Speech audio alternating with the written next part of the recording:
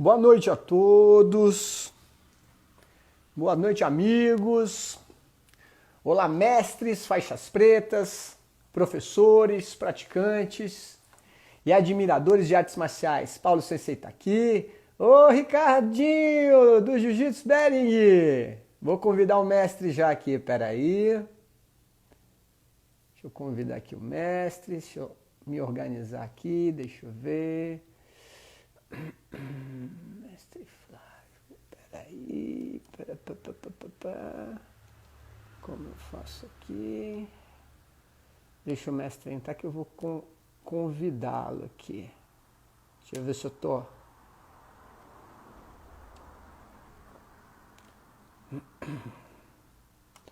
Deixa eu ver. Deixa eu ver se o mestre tá aqui. Deixa o mestre entrar.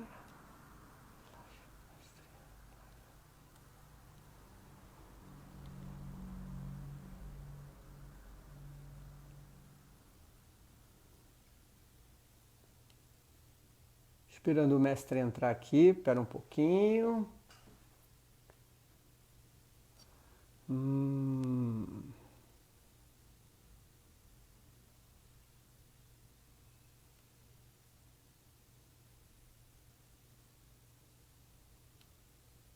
Só um minutinho.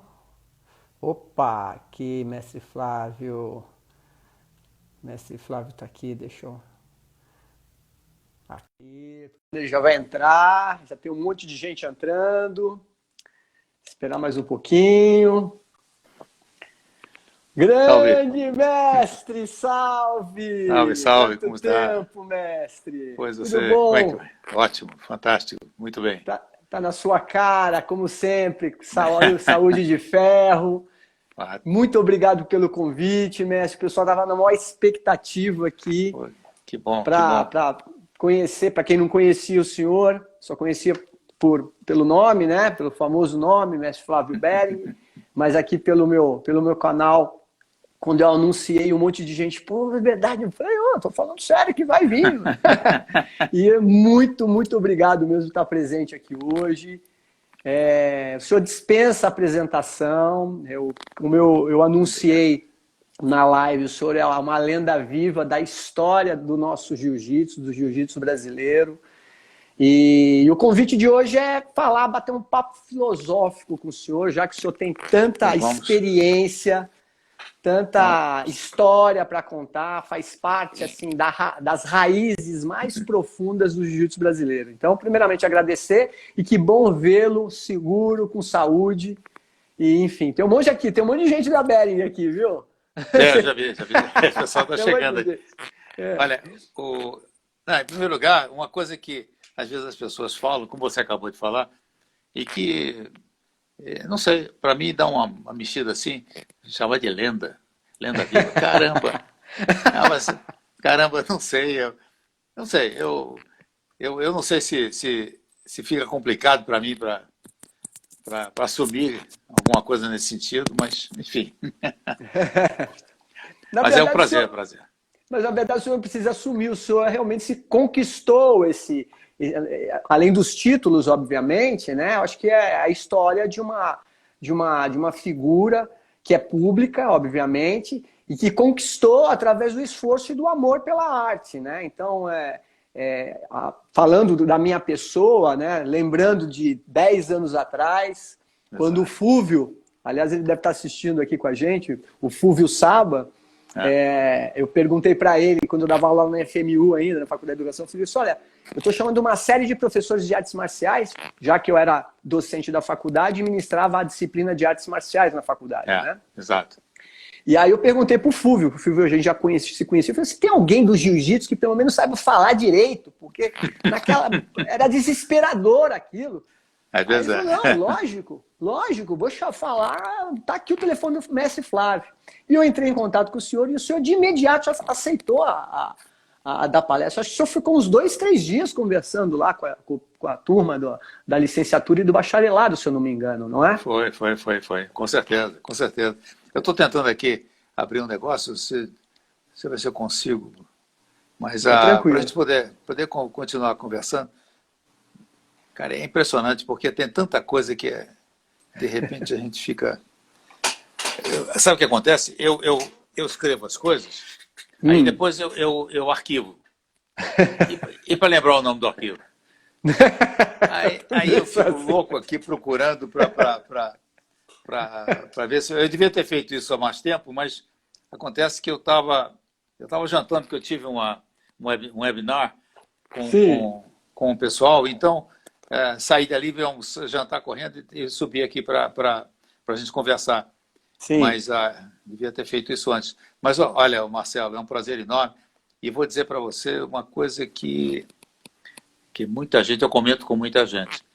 Eu tive a oportunidade, no tempo em que nós treinamos juntos, tal, em que eu observava algumas coisas que você fazia e que eram originárias do Aikido, do qual você é um mestre. Então, eu disse, cara, que coisa bacana isso. Sabe, pequenos detalhes de torção e tal. E quando, durante todo o meu tempo de convívio lá na França, numa academia cujo titular da academia, nada menos, nada mais do que o Christian Tissier. Christian Tissier, sensacional. Não é? E eu observava os cursos, os seminários que ele dava, e ficava muito impressionado. E quando às vezes terminava o curso dele, logo em seguida era o meu. Eu sempre, antes de começar o meu, eu chamava ele no canto, vem cá, essa questão aqui, me dá uma explicação mais detalhada sobre isso aqui. E eu assimilei coisas incríveis, e que eu uso. Sabe, as pessoas às vezes fazem, sabe, colocam antolhos e só olham para frente. Porque a gente tem que buscar um pouco mais profundo e buscar onde existe informação que pode efetivamente complementar aquilo que a gente pensa que sabe, né? Mestre, é uma coisa, por isso que eu digo, né? Ouvir algumas palavras de pessoas experientes não tem nem como contra-argumentar, não é mesmo? Com então, certeza. Quando o senhor coloca a questão de olhar para frente, inclusive eu acompanhei a live de domingo do Jiu-Jitsu Legacy, que o seu neto, o professor Ian, está fazendo um trabalho extraordinário. Que menino de ouro. Aliás, eu vou chamar ele para... eu vou convidar, se ele aceitar, para vir falar aqui com a gente, além do mestre Silvio também.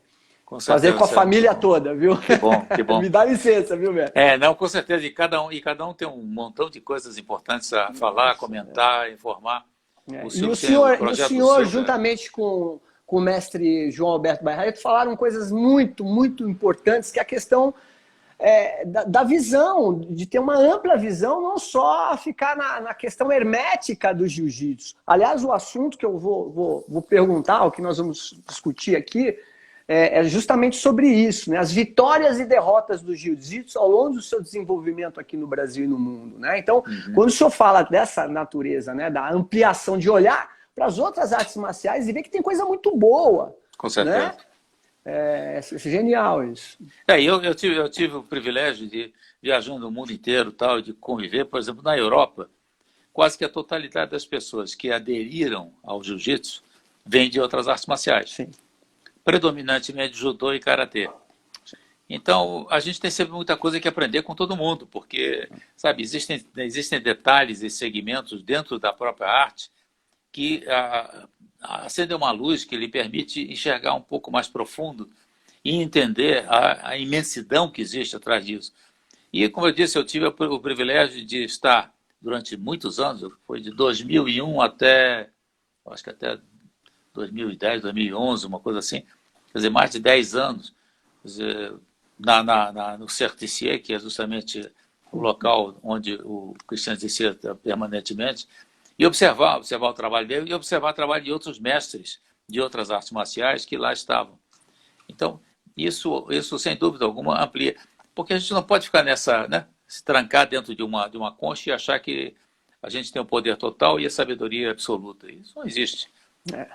Com certeza. Então, isso... O senhor sabe que eu lembrei, agora eu estou falando, eu me lembrei daqueles treinos no Consa, às 6h30 da manhã, né?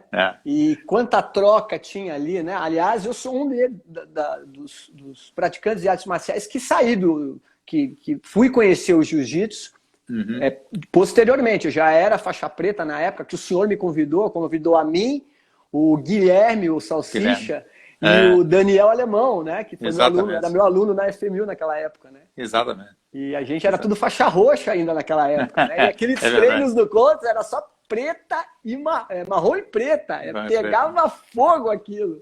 Mas aquilo era uma delícia. E eu me lembro que num seminário que o senhor deu lá, no Consa mesmo, no seminário do senhor, o senhor me chamou para fazer uma apresentação. E o senhor falou as seguintes palavras, que eu lembro até hoje. O senhor falou assim, olha, hoje vocês vão ter uma apresentação de Aikido e eu quero o máximo de respeito para com a apresentação. Eu me lembro dessas palavras. E realmente, no final, o pessoal bateu palma. Aliás, aquela foto que de hoje foi daquele seminário. Eu vi. E você sabe que teve no meeting que foi realizado em 2017, que foi comemorando os meus 80 anos de vida e os 70 de jiu-jitsu. Então, a pessoa que fez, porque eu tinha muita gente do exterior, né? A pessoa que fez a transmissão, a tradução simultânea, foi uma faixa preta de Aikido. Eu só não consigo lembrar agora o nome. Me perdoe se ela está vendo aí. Sim. Me perdoe, mas, sabe, mas foi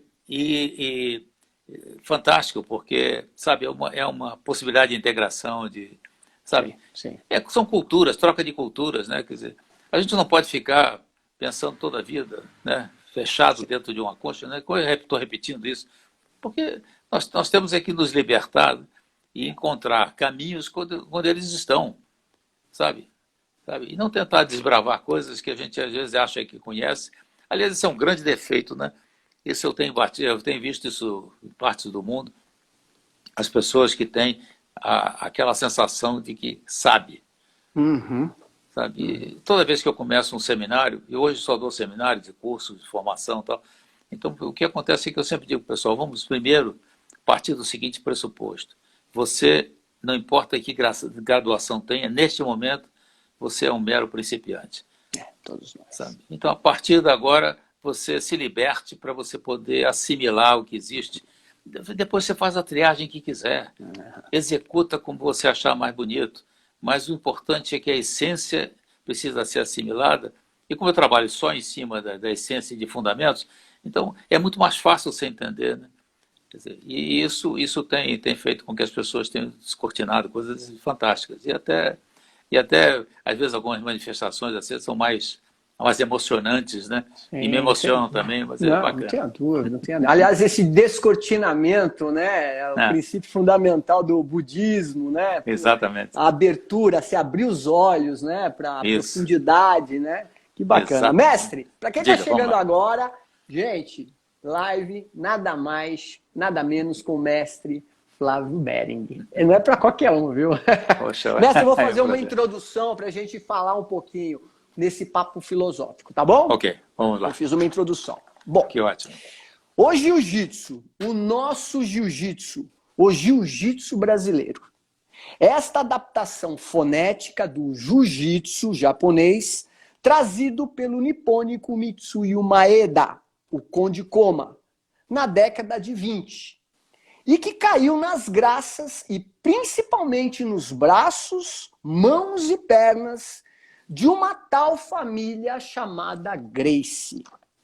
Em menos de um século, esse fenômeno que muitos intitulam como a arte suave ganhou o mundo e com bravos guerreiros brasileiros conquistaram todos os continentes da Terra.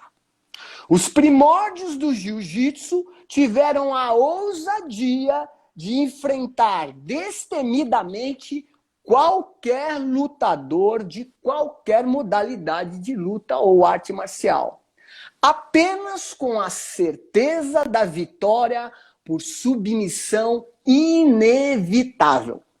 Ao contrário da formalidade dos duelos na época dos samurais, no país do sol nascente, esse tal de jiu-jitsu pouco se importava com regras ou etiquetas formais.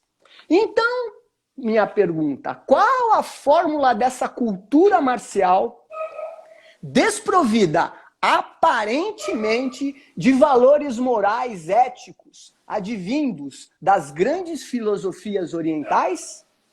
Seria o segredo do jiu-jitsu exatamente o esquecimento da liturgia, da ética e da ritualística próprias das artes marciais orientais?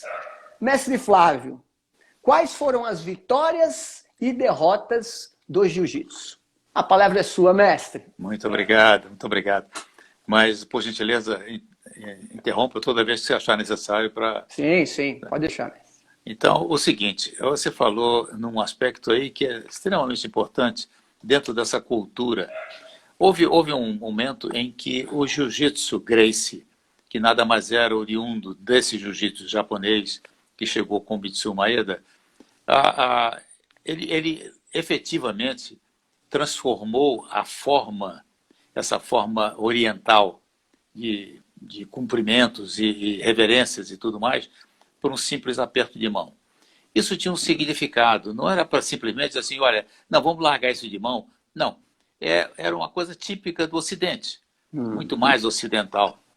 Então, a cultura da família Gracie, tanto o Carlos quanto o Hélio, era exatamente, não era desmistificar nem tirar nada, porque eles sempre citaram as suas origens e sempre fizeram uma reverência às suas origens. Apenas eles quiseram fazer vamos dizer, uma ocidentalização daquilo que eles haviam aprendido de uma forma mais pomposa e mais composta de elementos de reverências e tudo mais. Mas, durante esse período, que foi logo os primórdios, quer dizer, vamos considerar que nós temos duas etapas aí. A primeira etapa é a questão do Hélio e do Carlos, quer dizer, Carlos e Hélio, em questão de idade, né? Eles dando um passo gigantesco, tentando provar justamente o que eles chamavam de eficácia dessa arte que eles defendiam. Mas isso não foi privilégio dos Gracies, porque o Mitsui Maeda, quando saiu do Japão, ele foi para a Europa, ele foi para os Estados Unidos e fazia exatamente a mesma coisa, ele desafiava. Quer dizer, então isso era a missão dos representantes da Kodokan, para que eles pudessem provar que aquilo que eles tinham, a arte que eles possuíam e as condições que eles desenvolveram de técnicas, eles podiam superar outros adversários. Ora, então, quando a coisa começou aqui no Brasil, os desafios eram feitos no sentido exatamente igual àquilo que o Mitsui Maeda teve como missão ao sair do Japão. Ele e outros samurais daquela época. Bom, então, os desafios que eram realizados na época eram exatamente o seguinte: a cultura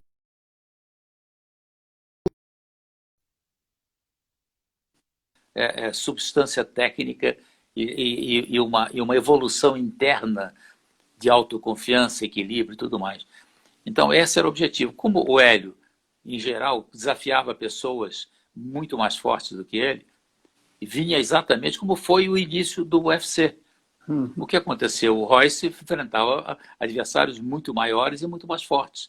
Isso era exatamente a reedição daquilo que foi feito, assim como também foi feito pelo Mitsui Maeda e tantos outros japoneses que saíram do Japão. Então, essa foi a primeira fase. Muita gente diz, houve uma rejeição. Não houve rejeição, houve respeito.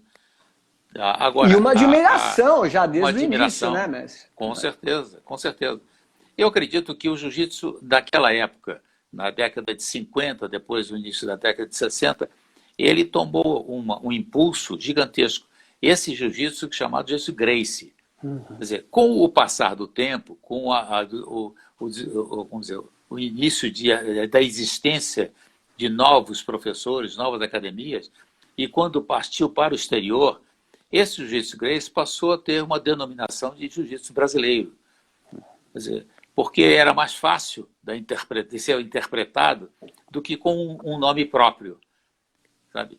Assim como era a Kodokan, quer dizer, representada pelo Jigoro Kano, mas era a Kodokan, que foi criada pelo Jigoro Kano. Então, esse jiu-jitsu brasileiro era exatamente a representação mais completa do jiu-jitsu Gracie.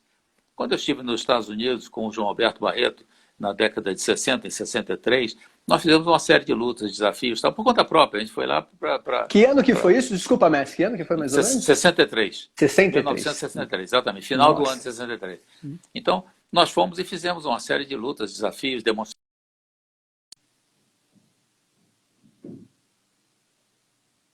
Opa, deu uma cortadinha aqui. Só um minutinho, mestre. Espera aí que já vai voltar. Só um minutinho que deu uma cortada aqui no seu vídeo, mestre. Deve ser a internet. Espera um pouquinho só. Vamos ver. Mestre já vai voltar, pessoal. Foi a internet aqui. Um monte de... Espera aí que o mestre vai entrar de novo. Espera aí.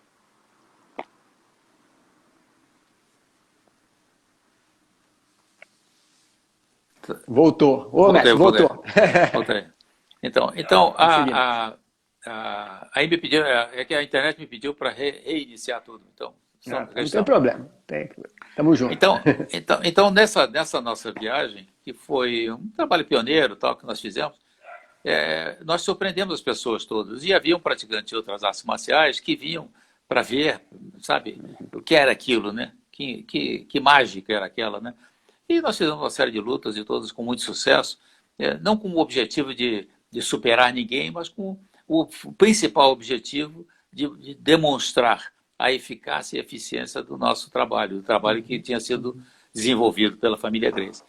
Então, agora, houve um período que eu considero que foi uma queda, que foi o período em que a coisa extrapolou aos níveis da academia e perdeu o controle. Então havia muitas brigas e muitas confusões, coisas que eram extremamente desagradáveis. Isso por uma questão eu acredito, muito mais de transformação comportamental do que efetivamente uma rebeldia. Porque passava-se um momento em que os vale-tudos não existiam ou estavam quase sendo evitados e proibidos, e as pessoas que estavam nas academias começaram a se confrontar e defrontar-se de maneira que elas queriam provar qualquer coisa. Então isso extrapolava os limites da academia, que seria mais sensato fazer aquilo dentro de uma academia, mas não faziam nas ruas, na rua, nos bares, onde fosse. Então isso teve um reflexo e uma repercussão, do seu ponto de vista de divulgação nacional e internacional, no sentido negativo. E criou um estigma, né, mestre? Estigma, exatamente. Criou um estigma. Até hoje, quando eu falo, pô, eu sou faixa preta de jiu-jitsu, eu falo que eu sou faixa coral de aikido, todo mundo, que legal. Que quando bom, eu falo que eu sou faixa preta de jiu-jitsu, o pessoal até tosse, né? Até tosse, né? Você sabe que até houve um episódio aqui em São Paulo uma vez, em que a imprensa divulgou uma agressão na rua, e depois eu vinha saber que aquela agressão tinha sido feita por um sujeito que praticava outra arte marcial que não o jiu-jitsu. Mas o rótulo... O rótulo era do jiu-jitsu. Lutador de jiu-jitsu, bateu não sei quem, não sei tal. E isso ficou, né? Esse estigma ficou por muito tempo. Quer dizer, passou por uma transformação e hoje absolutamente civilizado e contido, porque hoje cresceu de uma proporção, como você disse, uma proporção mundial. Mundo todo. Dizer, hoje existe no Japão campeonatos de Brazilian Jiu-Jitsu, o que é incrível, quer dizer, isso contrariando tudo, né? Até as origens, mas está lá, campeonato de Brazilian Jiu-Jitsu, e praticado por japoneses e tudo mais. Academias de Jiu-Jitsu, nosso Jiu-Jitsu no Japão também, como na China, e todo o Oriente estava. Nós temos uma filial, a Associação Massanal no de Aikido tem uma filial no Japão, na cidade de Rekinan, que é dentro de uma academia de jiu-jitsu. É mesmo? É curioso, né? Aliás, o professor é super bacana. Então você vê esse aspecto. Agora, isso tudo já caiu por terra. Quer dizer, hoje em dia, há muito mais a visibilidade é positiva. Vê-se hoje um praticante, mesmo com aquele resquício de pessoas que vivenciaram ou que tiveram notícia naquela época, até se rotulou como pit boys, sim. E que não, sabe, na verdade era tão pouca gente, mas a repercussão era gigantesca, porque era aquela coisa de briga de rua, né? Briga de rua tem repercussão. E isso criou aquele estigma e ficou muito maltratado. Mas com a expansão, veja bem, mesmo quando o jiu-jitsu começou a ir para os Estados Unidos, principalmente, qual foi o primeiro passo que foi dado pelos representantes que lá estiveram? Quer dizer, quando estive com o João Alberto, nós fizemos isso numa escala menor. Mas depois daqueles que foram para se instalar, Porque eles faziam desafios. Faziam desafios. Esses desafios, por sorte, eram realizados dentro de ambientes fechados. Então, exatamente. Então, mesmo porque disso, lá nos Estados Unidos, se acontecesse uma coisa fora, é preso, exatamente. Não tem conversa, né, mestre? Conversa. Não tem conversa. Exatamente. Tu vai preso, né? E vai preso. Então, se houve uma queda de imagem, foi durante um período muito curto, mas recuperou-se, quer dizer, retomou o seu desenvolvimento.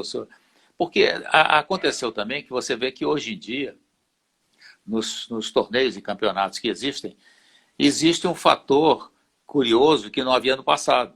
No passado muito recente, não é passado muito distante, não. Estou falando isso na década de 90, em que você, no campeonato, você entrava na área de luta, dava um tapa na mão e já saía para lutar. Hoje há reverência. Hoje se entra sem tênis dentro do tatame, né? Antes você entrava com tênis no tatame. Exatamente. Não é? Exatamente. E muitas vezes o árbitro... Só com engravatado, né? Exatamente. E muitas vezes o árbitro estava arbitrando uma luta, olhando a luta da área do lado e comendo um sanduíche, quer dizer, sabe? Então... Porque isso era a tentativa de afirmar, né? Uma imagem... não é imagem, mas de afirmar alguma coisa que... primeiro você tinha que educar o povo. Esse é o primeiro passo. Como é que a gente transforma isso? Educar. Então, as federações tomaram um rumo até interessante, porque botaram as pessoas de roupa mais decente, e aí cada um ia de bermuda, ia como que ia? Como podia, até sem camisa, até sem camiseta. Né? Então, agora não, estão todos eles formalmente vestidos. Tal. Então, isso deu uma conotação de equilíbrio e de organização. As pessoas hoje se cumprimentam cordialmente e tal. Que existe disputa, isso existirá sempre quando houver torneio e competição é normal. Competição, né? É sempre normal, mas com respeito. Quer dizer, e eu acredito até que a questão ética também foi assumindo um caminho apropriado e muito adequado. Eu vejo isso hoje nesse sentido. Então, eu não sou muito de acompanhar campeonatos, porque como eu não gosto muito de regras, as regras que existem, eu acho que deturpam um pouco a essência do jiu-jitsu. Mas, agora, gosto de ver certos lutadores, certos campeões, porque são espetaculares, eles fazem coisas extraordinárias. São espetaculares, não é? São espetaculares. Isso é maravilhoso. Lutador, imagina, sensacional. E você vê, olha aqui, o que é o jiu-jitsu na atualidade? Quer dizer, o jiu-jitsu hoje é a arte marcial mais jovem, o jiu-jitsu Gracie. Mais democrática, né? Mais democrática e mais jovem do mundo. E a que mais cresceu. Que mais cresceu. Quer dizer, imagina, eu já tive a oportunidade de dar seminários em outros países com uma multidão. Sabe, quer dizer, isso de interesse. Eu me lembro dos primeiros seminários que eu dei na Europa, na França principalmente. Você tinha talvez 100, 150 pessoas dentro de um dojo, e aquelas pessoas, talvez 99%, nem sabiam do que se tratava. Né? E isso não faz muito tempo, fazem 20 anos. Quer dizer, sabe, então essa revolução, esse crescimento, e hoje em dia se fala, hoje em dia os países da Europa estão num crescimento gigantesco, principalmente os países de leste, né? Eles são muito dedicados, são muito entusiastas, né? Aguerridos, então, né? Aguerridos, exatamente. Disciplinados, não são? Exato, exatamente. Disciplinados. Então eu vejo, esse é o quadro. Esse é o quadro. E eu fico muito satisfeito porque uma coisa curiosa é que, por exemplo, vamos dar um exemplo da minha posição. Quer dizer, as pessoas me fazem uma reverência que no passado, não muito distante, não fariam. Sabe? Hoje fazem a referência com respeito. Esse camarada, sabe, está dentro da história, compõe parte dessa história, é uma pessoa com alicerce consistente de conhecimento técnico, filosófico, psicológico, de maneira que ele pode trazer-nos uma contribuição maior do que simplesmente ensinar a técnica de lutar. Então, e isso é uma transformação. Isso, efetivamente, é o ponto mais importante no meu ponto de vista. Que legal. Mestre, eu lembrei de uma passagem dentro disso que o senhor acabou de falar. Lembro de um seminário que o senhor deu numa academia de um aluno meu, aqui perto da minha casa, a Zenchim? Lembra? Lembro. Eu lembro que o senhor, eu dei um treino de Aikido antes, depois ia ser o seminário do senhor. E o senhor entrou dentro do vestiário e estava cheio de mochila, né? E tinha todo o pessoal lá. E eu tenho a educação marcial do Japão, né? Meu Uhum. mestre, eu morei com um monge shintoísta que era mestre em Aikido, enfim. E eu parei, porque eu era naquela época faixa marrom ainda, e eu falei, bom, vai ter alguém que vai tirar a mochila pro mestre sentar e se trocar. Aí ninguém fez. Aí eu falei, olha, me dá licença. Eu falei, mestre, dá licença que eu vou embora. Aí o senhor virou e falou para mim, no jiu-jitsu não tem esse hábito. Aí o senhor sentou e se trocou. Não sei se o senhor lembra Exatamente. desse Lembro, lembro. detalhe. E Porque... vou te dizer mais, Marcelo, vamos dizer, esse tipo de atitude passou a ser comum no mundo inteiro. As pessoas, efetivamente, eu entro num vestiário, por exemplo, hoje é bem diferente, mas houve tempo que a pessoa, mesmo do exterior, que tem outra visão, que teria outros Uhum, princípios e tudo mais, sim. é outra cultura, essas pessoas também. Chegavam no vestiário, estava todo mundo sentado, com mochila em cima da coisa, sabe? Eu chegava e eu saía. Eu entrava no vestiário. Se não houvesse o espaço, primeiro que depois eles imediatamente começaram a criar um vestiário especial para mim, Uhum, para que eu sim, pudesse ter o óbvio, conforto e nossa tudo senhora. mais e tal. Agora, Óbvio. eu sempre gostei de estar integrado com o pessoal todo. Até vi um Uhum. episódio curioso uma vez na parte flamand da Bélgica. Eu cheguei e entrei no vestiário, estava cheio de gente trocando roupa. Ninguém falou comigo. Eu era a primeira vez que eu estava indo lá. Aí eu fui e tal, achei um cantinho, sentei, comecei a tirar meu kimono e tal. Quando eu tirei a faixa vermelha, o pessoal disse, é o mestre. Eu digo, então eu sou sou semestre porque você vira uma faixa vermelha. Então, aí Genial. eu saí do vestiário, peguei todas as minhas coisas, saí do vestiário e falei com a pessoa que me convidou. Eu disse, olha, vamos embora. Vai embora, o que que houve? Alguém te ofendeu? Eu disse, todos me ofenderam.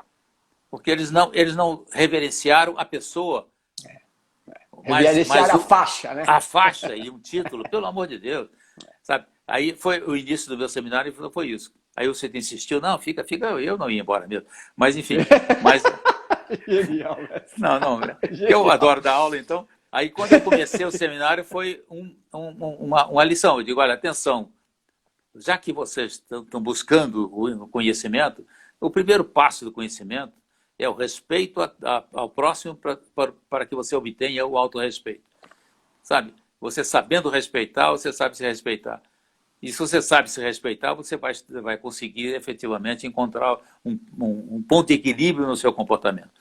Então, eu acho que vocês deveriam pensar duas vezes. Toda vez que alguém for entrar e é desconhecido, a primeira coisa que você faça, se você não viu a foto da pessoa, nada, depois eles começaram a botar cartazes, esse negócio todo aí Sim. ficou mais simples. Né? Mas Uhum, no uhum. princípio era incrível, porque era um desbravamento. Né? É entrar na Nossa, selva eu e conversar com os índios. imagino.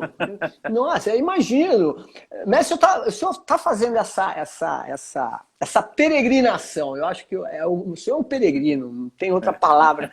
Porque o senhor tá, desculpa perguntar, o senhor está com quantos anos atualmente? 82. 82. 82 anos. O senhor Em viaja novembro faço sozinho, 83. Sozinho, sozinho. sozinho, carregando o Sozinho. seu doguinho, o seu kimono, com mochila mar. Por Amar. quanto tempo o senhor está já nessa peregrinação? Pelo É, mundo? no caso específico, eu antes já fazia quando na minha outra atividade, que era marketing, né? Eu Sim. fazia, mas no jiu-jitsu especificamente tempo integral são 20 anos. Putz, que coisa 20 anos. legal. E houve um período em que eu passava muito tempo fora, né? Muito tempo. Chegava a passar 4 meses no exterior, porque eu Nossa. percorria a Europa inteirinha, né? Eu ficava sediado na França e ficava percorrendo a Europa inteirinha. Então, não era um negócio desgastante. Mas naquela época eu estava bem mais jovem. Então, quer dizer, isso há menos de 20 anos atrás, mas estava bem mais jovem. Mas eu tenho uma atração enorme. Eu adoro dar aula. Sabe? Se eu posso transmitir alguma coisa, se eu posso ter contato com pessoas, se eu posso aprender culturas, sabe? Até no caso da França especificamente, eu quando comecei a dar seminário lá, eu falava inglês, porque eu não tinha, eu conhecia um pouquinho de francês, mas não dominava Uhum. o suficiente. Sim, sim. E eu tinha sempre alguém que traduzia, e traduzia corretamente, mas não interpretava. Aí a primeira coisa que eu fiz é eu vou falar francês. E hoje falo, escrevo e leio. Então, sabe, Genial. autodidata, Sim. mas falo correntemente, sabe? Então, isso para mim é uma vitória fantástica, Sim. porque eu senti essa necessidade para que eu pudesse ter me identificar melhor com as pessoas, que elas pudessem assimilar melhor aquilo que eu gostaria que eles entendessem. Então, é curioso.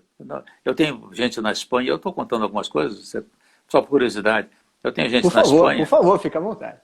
Que é um grande mestre lá de Kyokushin, e esse camarada, a academia dele praticamente transformou-se numa academia de jiu-jitsu. Ele continua com a sua origem no karatê, mas praticamente transformou-se. E é um faixa preta, um centro muito, muito especial, sabe? Uma pessoa extremamente talentosa e muito, muito respeitada no mundo das artes marciais. E lá é curioso, eu começo a dar um curso, um seminário, o que seja, no meio do curso eles me pedem, dá para conversar um pouco com a gente? Aí eu sento Ele numa para bola, a instrução, é isso?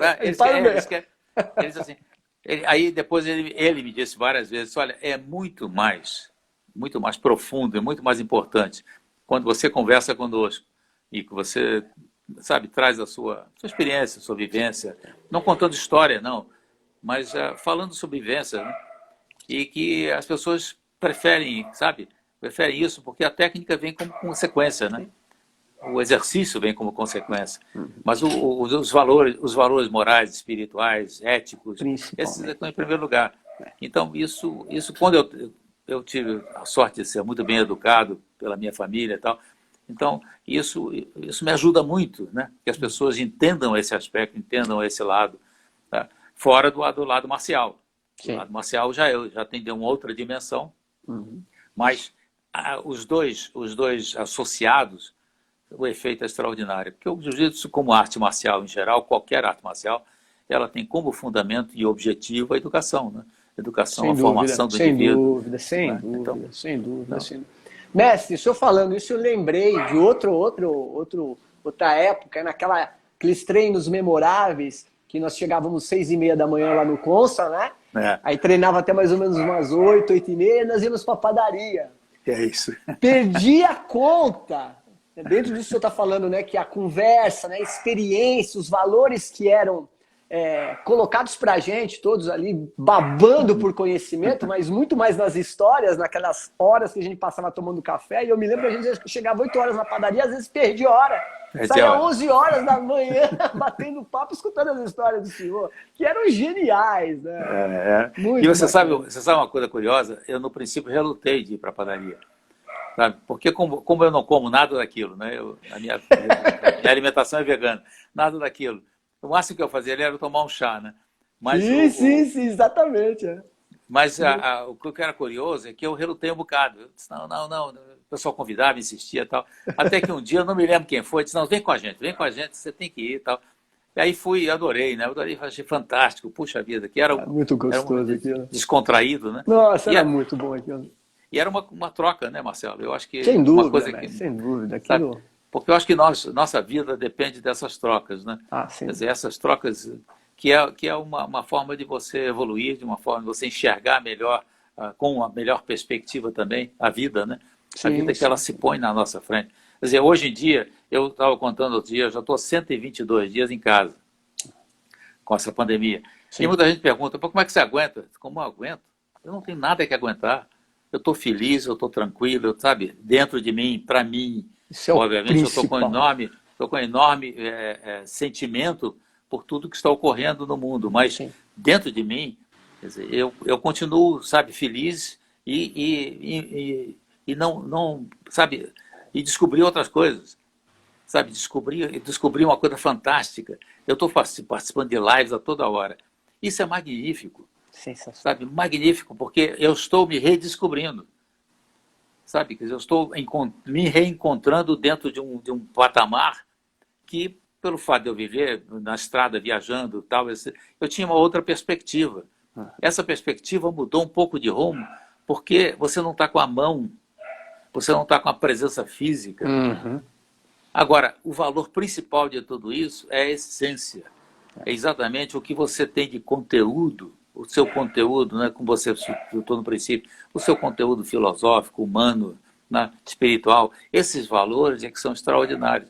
E isso está aflorado nesse momento em tal proporção que eu tô empolgado, eu tô adorando, eu faço qualquer live a qualquer hora. Eu também, viu, mestre? Eu confesso que, olha, muito sentido pela situação dos menos favorecidos, das mortes, enfim. Mas eu tenho alguma coisa aqui dentro que tá pulsando, né, nesse momento, não é, mestre? Exatamente, exatamente. Eu acho que nunca teve. Quer dizer, porque quando você está na rota, na estrada, trabalhando, viajando, tal, esse negócio todo, é uma dinâmica que te ocupa, quer dizer, são os pequenos detalhes, é o check-in no aeroporto, é entrar no avião, sabe, aquelas coisas todas, sabe, viajar horas e horas, depois você chegar no lugar e ter que fazer uma conexão, enfim, aquelas coisas, isso vai ocupando a sua cabeça e o seu tempo e vai colocando uma dinâmica diferente na sua vida. Agora, nesse momento, quer dizer, eu não tenho avião, não tenho check-in, não tenho nada, mas tem uma coisa essencial, que é vida, sabe? Está se vivendo com mais intensidade. As pessoas com quem eu tenho me comunicado, eu fico muito satisfeito de ver como as pessoas estão, sabe, cheias de emoções e valores, Exatamente. passando por uma transformação que é justamente o propósito desse momento nosso. Perfeito, mestre. Perfeito. Grande mestre, mestre. Saudades, mestre. Deixa eu perguntar uma coisa para o senhor. Dentro disso que eu estou falando, mestre, o que o senhor acha que... qual foi a contribuição que outros mestres, outros professores de outras artes marciais, por escolherem o jiu-jitsu como segunda luta, e depois muitos desses se tornaram professores de jiu-jitsu, inclusive nomes muito famosos, né? Você pega os Yamazaki, por exemplo, né? O senhor acha que esses outros professores das outras modalidades, que já tinham uma base mais voltada para a ética, para aquela ritualística própria das artes marciais orientais, o senhor acha que esses professores que fizeram o caminho de ida para o jiu-jitsu contribuíram para dar uma amainada, ou se não um propósito de desenvolvimento mesmo, que envolve a totalidade da pessoa, o desenvolvimento espiritual, moral, ético, enfim? Com certeza, com certeza, com certeza. Houve uma contribuição muito grande. Quer dizer, eu me recordo da minha passagem no judô.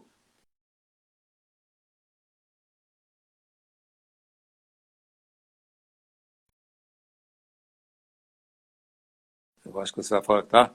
Tá ouvindo? Ok. É porque estava meio fora do ar aí. Enfim. Tô ouvindo, mestre. Então, com esse o Jorge Mehdi. O Jorge Mehdi foi uma pessoa que era um francês, que veio para o Brasil, ficou na Academia Gracie muitos anos, depois ele saiu e começou a trabalhar de novo no judô, que ele tinha experiência de judô lá da França, tal, judô Savate e tal. Então ele decidiu um dia ir para o Japão para estudar profundamente, cultura e tudo mais, e voltou do Japão, montou sua própria academia, e a um dado momento eu encontrei com ele, nós éramos amigos, fora das academias, e encontrei com ele na praia, e ele disse, aparece lá para treinar e tal, e eu fui. Aí eu descobri um novo mundo. Porque eu me lembro quando eu cheguei na academia dele, era um sábado, ele estava sozinho na academia. E eu entrei na academia, disse, oi Jorge, tudo bem? Ele disse, atenção, você vai treinar aqui? Eu disse, eu vou treinar com você, com certeza. Então aqui eu sou o Sensei Mehdi. Aí eu, sabe, aquele negócio meio descontraído, sabe, irreverente e tal, típico da gente que era de uma arte marcial bem mais descontraída, né? Sim. Então, aí ele fez aquilo com simpatia, não teve arrogância.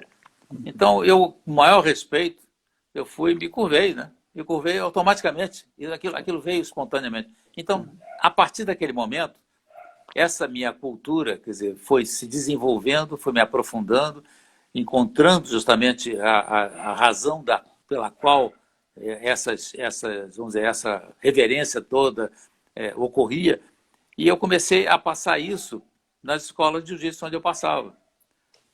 Então, isso foi também, talvez tenha sido o primeiro passo, mas bem pioneiro também. Apesar de que muita gente diz para mim, por que você faz isso? Aperta a mão e vamos começar. Eu disse, não, peraí, mas tem algo mais além disso. Sabe, não é simplesmente apertar a mão, está ótimo, apertaremos a mão. Mas existem outros componentes que vão agregar uns valores que são essenciais para que nós possamos nos desenvolver como pessoas. Tem uma metafísica aí, metafísica, né? Exatamente. Então, aí todo esse pessoal com quem eu convivi e vieram de outras artes marciais e acabaram, inclusive, se transformando em professores de jiu-jitsu, todos eles vieram com aquela cultura. Vieram com a cultura e contribuíram. Mas como eu já tinha a cultura, então assimilaram com facilidade a relação comigo. Sim. Por exemplo, eu vou na academia lá do Chirran, da Peñarrubia, na Espanha. Às vezes até, sabe, me choca um pouco, porque eu ainda tenho alguns momentos descontraídos, né? Mas eu estou falando com o pessoal está lá rígido, sabe? Parece uma estátua olhando para mim, sem mexer. E eles mostraram, vamos descontrair um pouco, que é para a gente, vamos sentar, senta todo mundo aí. Mas eles sentam, sabe, posturados, sabe? Marcialmente, né? Então, isso é muito interessante, porque isso, para mim, agrega um valor, justamente aquele valor da pessoa que tem, tem um conteúdo,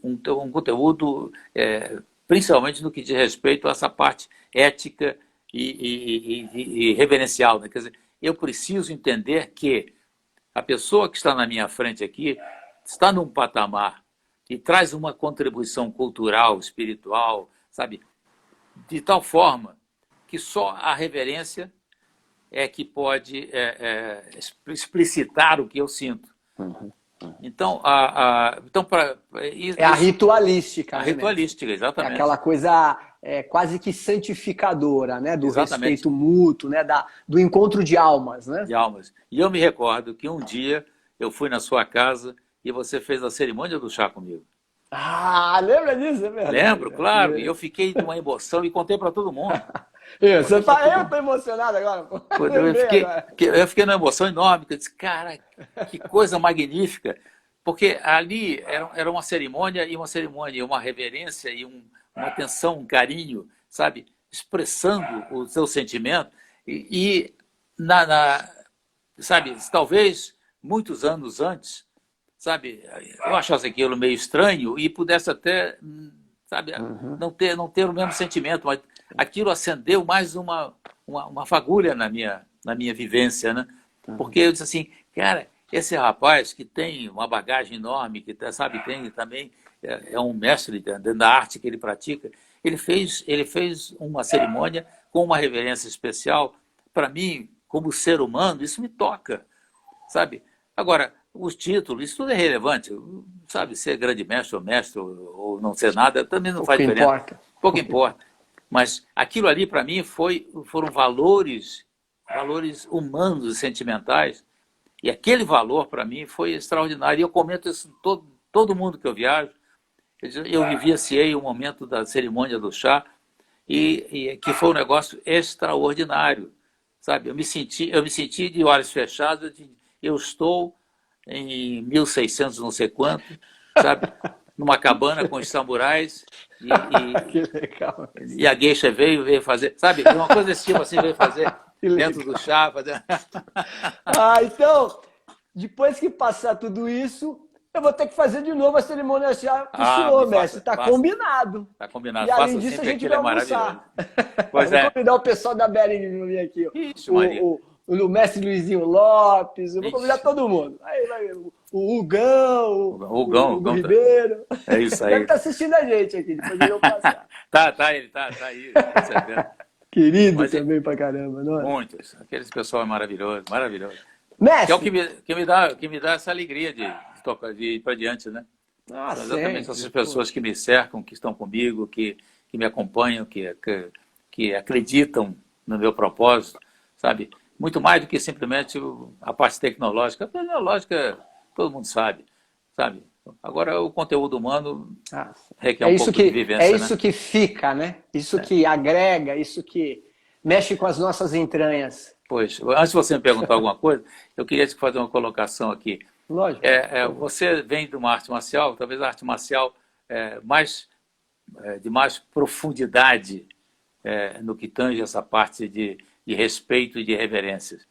Eu sei porque eu vivi isso no mundo inteiro, mesmo, todo lugar que você vai é exatamente a mesma coisa. Sim. Então isso é fantástico, eu sempre faço essa referência para todo mundo, só atenção, sabe, vocês precisam ver, porque é um negócio extraordinário. Bom, e isso forma o indivíduo no sentido dele ter mais sensibilidade no aspecto humano, né?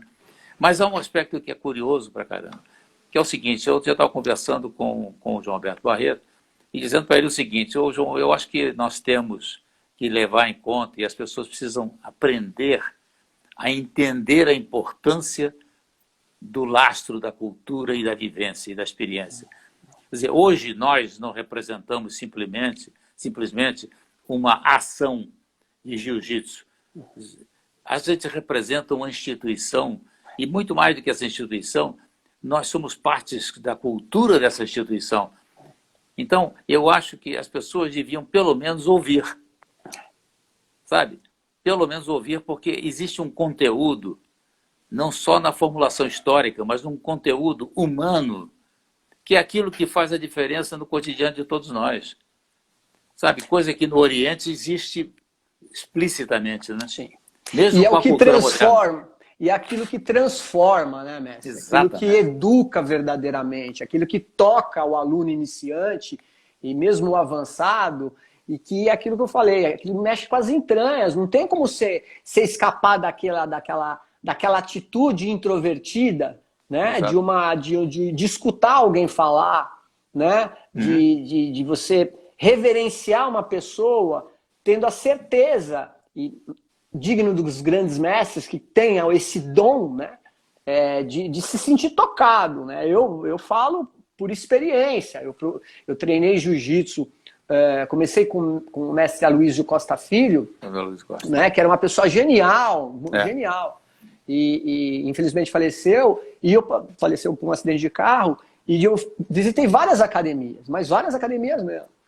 E eu não me encontrava ali. Eu falei, não, aqui não dá, não ia, não descia a coisa, né? Porque era uma completa informalidade, mas não era a informalidade da ritualística, não era isso.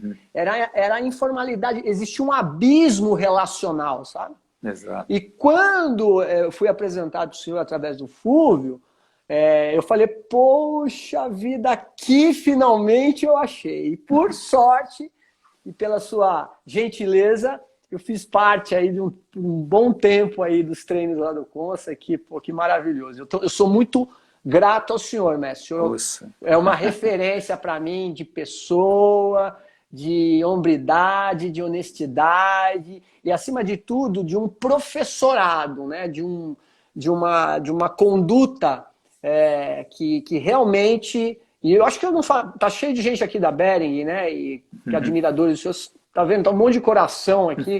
Então, eu não tô falando para encher linguiça e. Claro, muito, muito pelo contrário, né? Todas as pessoas que eu converso e que conhecem o senhor e que treinaram com o senhor ou fazem parte de alguma maneira da vida do senhor, falam: olha, o mestre é uma pessoa sensacional, não tenho o que falar dele. Então é isso, né? Você sabe de uma coisa, eu me recordo que você uma vez me convidou para fazer uma palestra para os formandos lá na... Onde foi? Qual foi a universidade, a faculdade? FMU. FMU. Não foi onde eu dava aula, sim. Exatamente. Aí, num dado momento, quando chegou no final, você me disse as suas últimas palavras, que você diria para esse pessoal que está se formando agora. Eu me recordo que eu disse uma coisa simples pra caramba. Tenham responsabilidade, sejam responsáveis. Quer dizer, é exatamente isso que, na maioria das vezes, não se consegue obter. As pessoas que pensam que se formaram e que estão completos. As pessoas que pensam que se formaram e que sabem o suficiente para orientar as pessoas e acabam desorientando. Então, isso acontece quando a pessoa passa a ganhar o grau de faixa preta, então se transforma em professor. Essas pessoas têm que ter como elemento principal a responsabilidade. O que é a responsabilidade? Só ensina o que sabe. E se não sabe, aprender. Abaixa a crista. E a faixa preta não quer dizer nada. A faixa preta é um episódio na sua vida. O que vale é o seu conteúdo. Então vá buscar, sabe? Vá se informar. Quer dizer, no sábado passado, recente, nós temos aqui o chamado Jiu-Jitsu Legacy. Sim, exatamente, João Alberto. Seu neto. Isso. É o João Alberto, o Álvaro e o Silvio também. Sensacional. Olha, aliás, todos têm que assistir, hein? Poxa, no canal do professor Ian Bering, não é isso? Exatamente. O João Alberto fez uma série de referências à física quântica durante a conversa. Imediatamente, terminou aquilo, eu abri aqui no computador e fui estudar física quântica. Dentro das limitações, obviamente, sabe? Para entender o contexto, eu queria entender mais a física quântica e a espiritualidade. Então, que esse é o ponto que me toca principalmente. Agora, isso aí é exatamente o que eu recomendo a todo mundo. Você assistiu uma aula, quer dizer, não é suficiente, aquilo ali é uma etapa.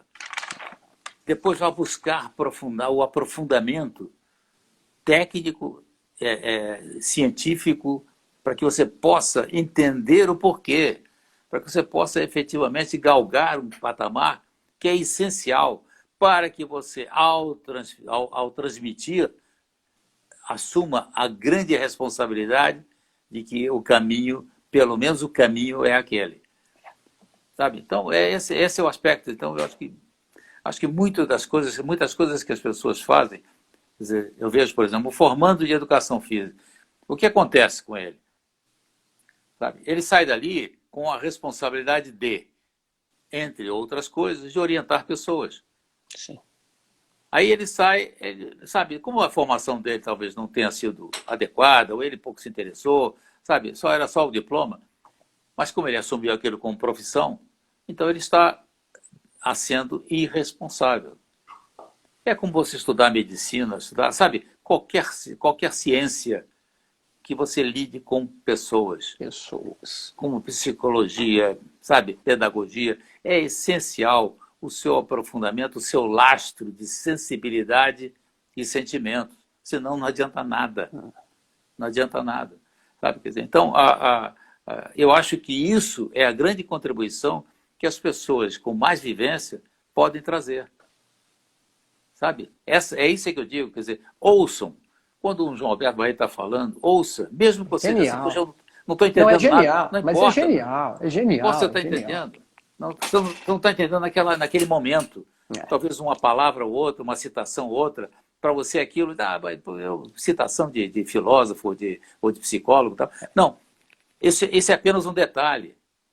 Mas vá buscar a informação. Foi o que eu fiz. Sabe? Eu entrei aqui, física quântica e espiritualidade, para que eu pudesse ter configurar dentro da minha visão, de algum conhecimento que eu já tenho, o que aquilo representa na linguagem apropriada, para que haja um entendimento do conteúdo daquilo da expressão dele. Então, sabe, quer dizer, então, essa contínua busca do aprendizado, para mim, é essencial, e eu sugiro que todo mundo se prenda a isso. Se prenda a isso, sabe? Vai buscar. Vai buscar o que eu falei, no princípio eu falei contigo. Quando eu vi você treinando, exercitando, fazendo os movimentos, as técnicas, quanto pequeno detalhe que você trazia na sua vivência de Aikido, eu disse, cara, isso é bom, que coisa interessante. Um dia, quando nós estivermos juntos, eu vou te mostrar uma técnica que eu passei a desenvolver a partir de um detalhezinho que você fez num treino com alguém lá. Você fez que honra! Foi? Você pegou no punho, né? O punho da pessoa. Você estava dentro da guarda e pegou o punho. O cara disse, você pegou. O cara achou estranhíssimo, né? Aí aquele negócio me ficou ligado. Eu disse, caramba, eu tenho que buscar alguma coisa a partir daí. E comecei a analisar, estudar, e de repente cheguei numa posição que eu até quero te mostrar, que é extremamente interessante. Assim como a famosa inversão, né, que seria a reversão, ou como é que chama de raspagem que você usa no jiu-jitsu. Uhum. Teve uma vez o Christian Tissier fazendo uma posição técnica, ele fez uma posição de, cara, isso aqui é importante. O detalhe, quando ele terminou, eu disse, Christian, vem cá, esse detalhe que você toca no queixo, que você faz essa rotação da cabeça e tal. Eu iria minar. Exato. Me diga uma coisa, qual é o fundamento disso? Aí ele me detalhou o negócio, passei a usar, maravilhoso, extraordinário, sabe? Então, é aquele negócio, abra sua mente para que você possa ser um pouquinho melhor a cada dia. E as pessoas que estão te acompanhando, que elas entendam e assimilem coisas positivas, ao invés de você ficar falando bobagem ou citando